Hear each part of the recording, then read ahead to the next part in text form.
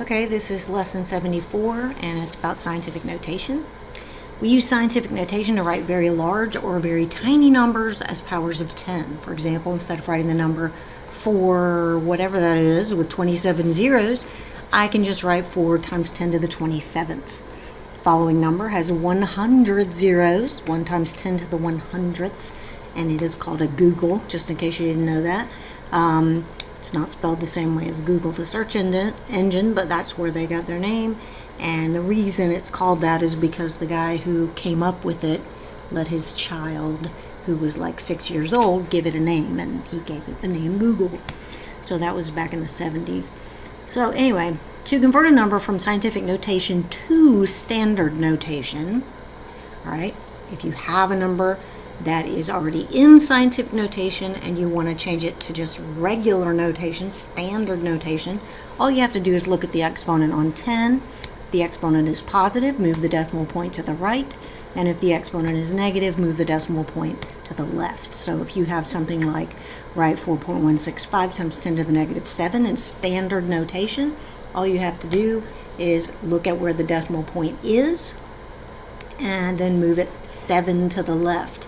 And in this case, there's not enough spaces, so you'd want to add some zeros there, and then go ahead and move the decimal 7 places to the left, and that is going to be your answer. So to change a number from scientific notation to standard notation is pretty simple. You just have to remember which way to move the decimal. If it's negative, if the exponent is negative, move it to the left. If the exponent is positive, move it to the right.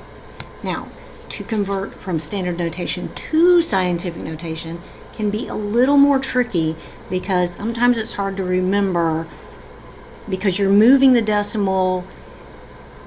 It's just, for some people, it is hard to remember whether you're putting a negative sign on your exponent or a positive sign.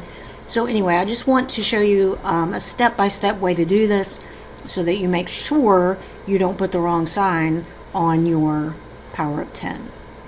All right, so say you wanted to write 375.124 in scientific notation. Step 1, you're going to rewrite the number, placing the decimal point to the right of the first non-zero digit. So the first step is just to rewrite the number, putting the decimal 1 to the right of the first non-zero digit. You don't count anything right now, you just put it right there, to the right of that first non-zero digit. Now, step 2, you're going to place a multiplication sign and a 10 to the something to the right of that number. All right, so that's steps 1 and 2. You just move the decimal, and then you put the multiplication sign and the 10, and now you're going to figure out what that exponent is on 10 in the next step.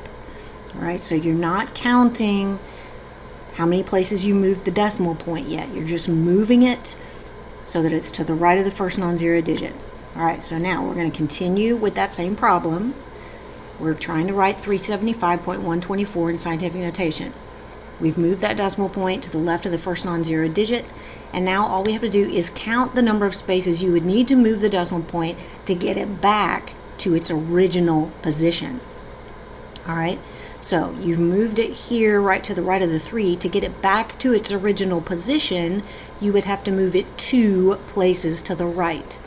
Okay, so now the count from step 3, that's 2 places to the right, is the exponent on 10. It will be positive if the original number was greater than 1, and it will be negative if the original number was less than 1.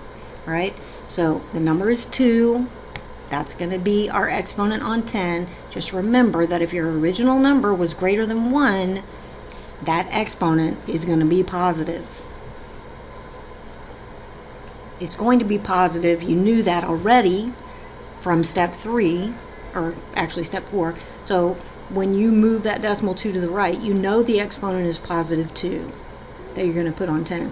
But just to be sure, remember that if the original number is greater than 1, that exponent better be positive. Because sometimes you just, get confused. You think, oh, well, when I moved it over here, I moved it to the left, so I must need to put a negative exponent on there. No, you need to look at which way you moved it to get it back to where it was after you moved it over there. That's the exponent on 10. Because this is supposed to equal this number. So 3.75124 times 10 to the positive 2 gives you 375.124. All right, so you can see that it gets a little bit tricky. So if you follow those steps, you won't make a mistake. All right, just think of the exponent on 10 as the decimal point mover. So let's write these in we'll write the first one in scientific notation, 0.000316. So that's pretty simple. All you have to do is move the decimal so that it is one place to the right of the first non-zero digit. So that's what we do. We put it right there after the 3. All right, so we write 3.16 times 10 to the something. And to figure out what that something is, you think about how many places you would have to move that decimal to get it back to the beginning where it started. So count those. You'd have to move it 4 places to the left to get it back to where it started in the beginning. So that's -4. That's less than 1. That number is less than 1, so make sure the exponent is negative. So that saying that it's less than 1 is just kind of a check to remind yourself, okay, yeah, this better be a negative exponent. You already knew it was a negative exponent because you had to move it 4 places to the left to get it back to where it belonged. And then you can also just double check, does this really equal 4,321? I mean, no, what am I saying? Does this really equal 0.000316? And if you look at it, 3.16 times 10 to the -4, it does equal that. You move the decimal 4 to the left, and that's what you get. All right, now, what if you have a number like 0.000316 times 10 to the -7? All right, in that case, just so you don't get confused about it, start by rewriting 0.000316 in scientific notation. All right, so you already did that on the previous problem. You know that this is equal to 3.16 times 10 to the -4. You just found that out on the previous problem. So you would rewrite that 3.16 times 10 to the -4. And then you have this other power of 10 here, times 10 to the -7. And so, whoops.